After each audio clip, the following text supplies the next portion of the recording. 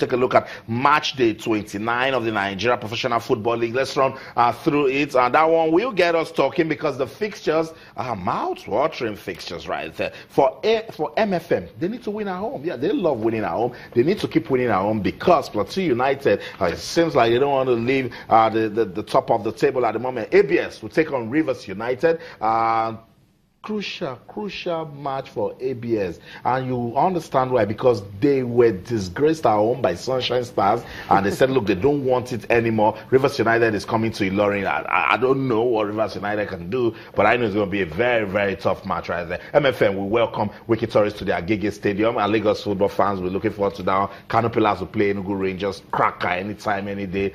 Shooting Stars will take on Katsina United. Lobby Stars will play Remo Stars. Ifeanyi Uba and Eimba. If it was back in it was when Eimba was still at their stadium in Aba, we could call this a local derby. Everybody will come out there. This game is going to be played in Nnewi. Played in Nnewi, so a good one for fans of Eimba. They'll be able to troop into the stadium. Niger Tornadoes will take on league leaders, Plateau United. Aqua United will be hoping to get back to winning ways when they host Gombe United. El Kanemi will take on Abia Warriors. Sunshine Stars still, living. We are the team. They will take on Nasarawa United.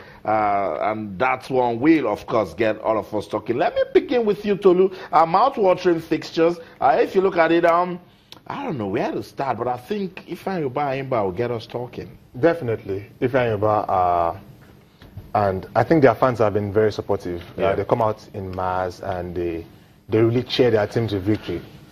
Hard victories, smooth victories, they just grind it out at all times.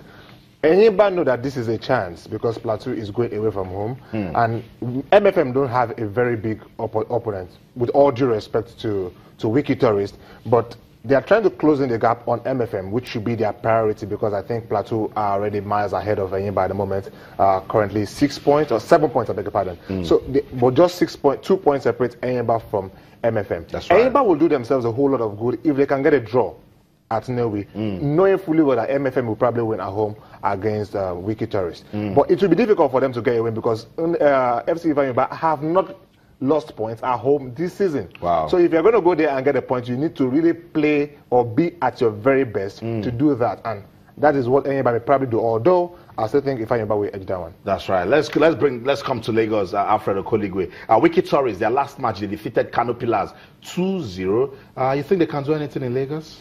The way it is now, MFM, their home invincibility, they've dropped points only once, and that's against Aqua United, who held them to a draw in that game. So it's given for me that they will get points as well. That trail in front. And of course, we're beginning to see a player like Giscard Chateau, whose goal was in contention for goal of the week, up ultimate week, getting in on scoring from the midfield. The MFM team at the Agege Township Stadium is a very, very fluid team. When they start running, the trial of Onowa, Olatuboso and Ode just will create something. So for Wiki Tourists, I don't think they are very good travelers. And so coming to this game, Fidelis Inechuku knows that for them to their aspiration of getting a ticket to the continent, they just have to maintain that home invisibility. That is getting but they cannot afford to be complacent because I listened to Balani Q after they defeated Kano Pillars. It says going to Lagos, they are carrying all the motivation from that victory, and that can actually spoil them. I mean, Lagos fans have come to take MFM as their own. They will not be short of support at all. Yeah. And when they start, by the time they get into the element, teams find it difficult to really hold them. I don't know what this is about the MFM, midfield and attack. When they get into gear, they're almost unstoppable. They've dealt with, they've taken the scalps of, very, very big opposition. For me, MFM, I think they are punching above their weight. They've really done very well, given the budget, the pedigree of the players, where they are presently, for me, is a big, big surprise. And I think they've done well for themselves. Now, 10 games to go. Now is the time for you to consolidate. They've smelled blood. They know they can do better than they are doing presently. They know that last season, at about this time, things started crumbling for them, so they cannot afford to make that same mistake. Let's talk about league leaders, Plateau United. Tolu, they will be playing Niger Tornadoes. Niger Tornadoes, they are 8th on the league table, and their last game, they were beaten thoroughly by Eimba 3-0. Plateau United will have a difficult opponent in them. The good news is, well, Niger Tornadoes have become used to playing at the local Township Stadium, so it feels like home already. But Plateau United, on the other hand, look like they are one of the best teams on the road in the NPFL this season. Everything is in their favor. They have a superior goal difference that no one else is coming close to. They have plus 22 goal difference.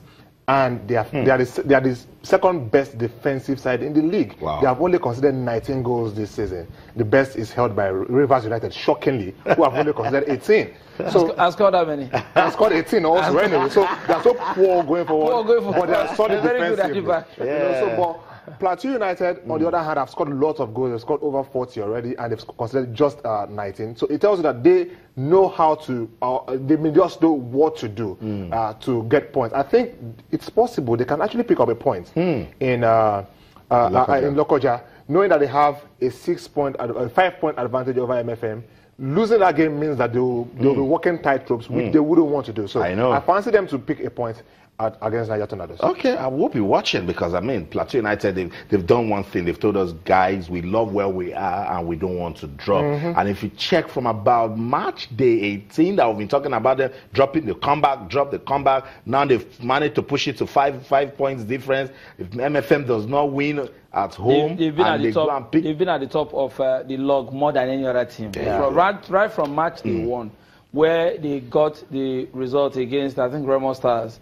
Elisha Gobe, I recall scoring that game. He's been, for me, the king of, I like to call him the king of dead balls. When it comes to free kicks from around outside the box, just leave it for the captain of that team, Elisha Gobe. And they have some young, fantastic players who will do the business. Congratulations to Kennedy Boboye and what he's been able to do with this Plateau United team. I know, so they'll continue to be the team of the moment. I will continue to monitor them. Let's see if they can do the unthinkable. We're going on to Win the League Sports tonight on Channels TV. Let's take a breather. When we come back, there's still so much to talk about. Stay.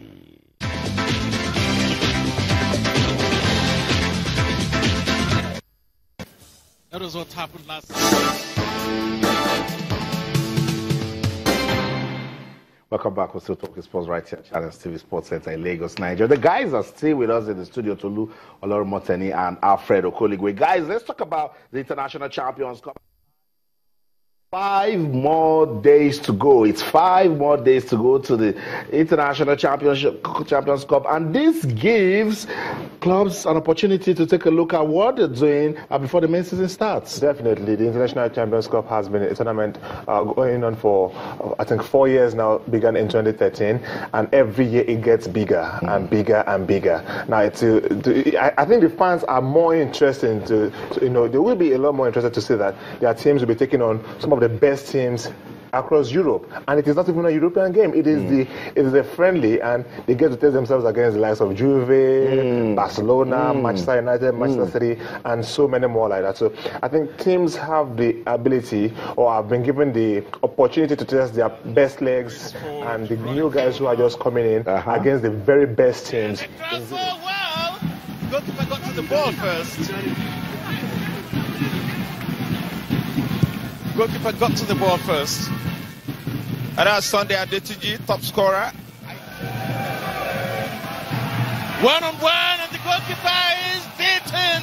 It is the first goal of the game from the visitors. Against the run of play, you might want to say the defense was at 6 and 7 for Abia Warriors, and the benefit fell to El Kanemi Warriors. They've got their nose in front in the 8th minute.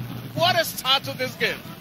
Very great start. Just from goalkeeper, this was route 1. You can see here, the Abia defense, they went to sleep. And this ball was just put in for Samuel Matias. And there's his 4th goal of the season. He simply controlled, and at